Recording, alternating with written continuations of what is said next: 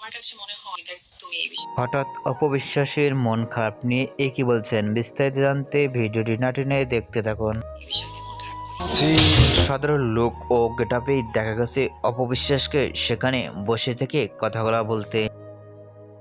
এই কারণে করি। ভিন্ন ভিন্ন স্টাইলে দেখা যায় অপবিশ্বাসকে সোশ্যাল মিডিয়ায় ধরা দিতে।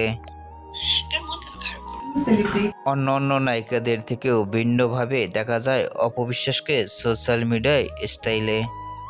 আর কি দিন 24 তারই পরে এবার এসে কি বলছেন অপবিশ্বাস, ভিডিওটি মুহূর্তের মধ্যেই সোশ্যাল মিডিয়ায় ভাইরাল।